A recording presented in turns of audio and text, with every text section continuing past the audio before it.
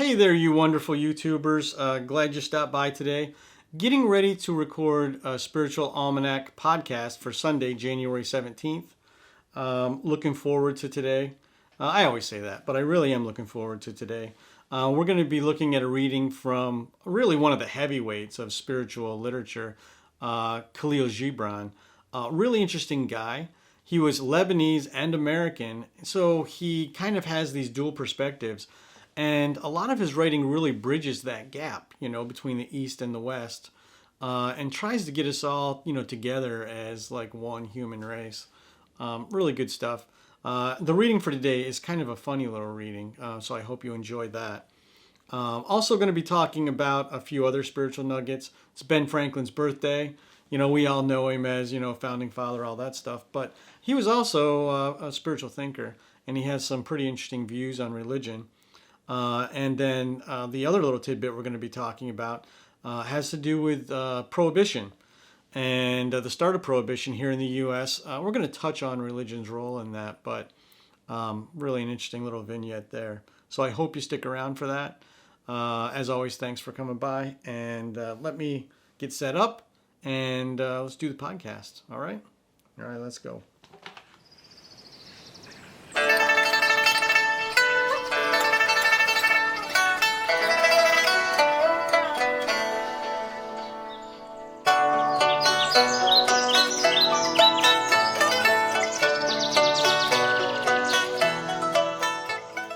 Welcome to a Spiritual Almanac. It's Sunday, January 17th, 2021. Today we're finding our inspiration from the Lebanese-American poet and writer Kahlil Gibran. Gibran was born in Lebanon in 1883 to a Maronite Christian family. He emigrated to Boston with his mother and siblings at the age of 12, but returned to Beirut for his schooling. He was a gifted artist and writer, and wrote for several Arabic newspapers before publishing his most famous work, The Prophet, in 1923. It was a bestseller. Today, The Prophet and other works by Gibran continue to be popular around the world, largely because they transcend the barriers between East and West and reflect his belief in the universal fellowship of the human race. In his poem, The Three Ants, Gibran offers a clever account of a conversation about the existence of God. 3 ants met on the nose of a man who was asleep in the sun.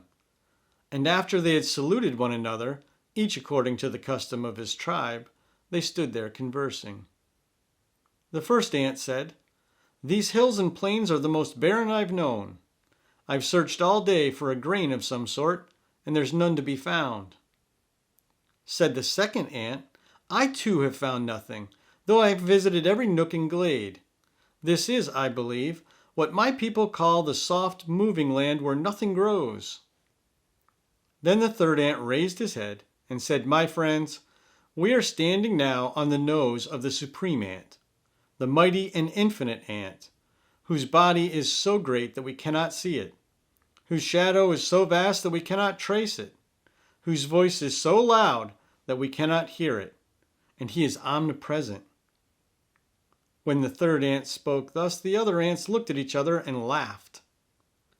At that moment, the man moved, and in his sleep raised his hand and scratched his nose, and the 3 ants were crushed.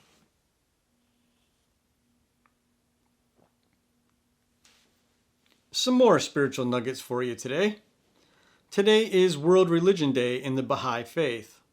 Started in 1950 in the United States, World Religion Day is now celebrated on the third Sunday of January by Baha'i around the world.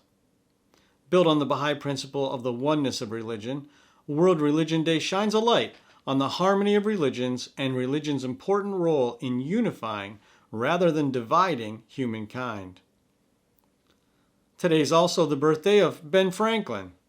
Born in Boston in 1708 to Puritan parents, Franklin's best known for his role as a founding father. But he was also a serious spiritual thinker. As a deist, he practiced a form of Christianity that set aside doctrine in favor of the idea that a life of love and virtue outweighed any specific beliefs. "Here's my creed," Franklin wrote to the president of Yale College. I believe in one God, creator of the universe, that he governs it by his providence, that he ought to be worshipped, and that the most acceptable service we render to him is doing good to his other children. And on this day in 1920, the prohibition of alcohol went into effect, making the U.S. a dry nation. It came on the heels of the ratification of the 18th Amendment, which declared the production, transport, and sale of intoxicating liquor, but not its consumption, illegal. The push for prohibition was led by the temperance movement and widespread support from the Christian community. But in the end, America decided it couldn't live without liquor.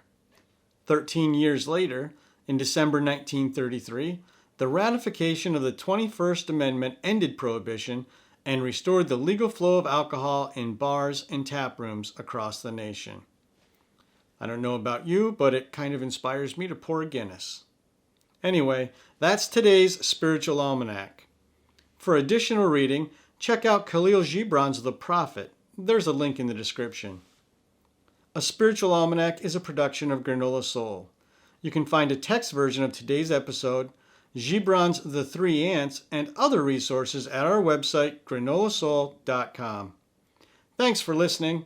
Be kind, take good care, and we'll see you soon.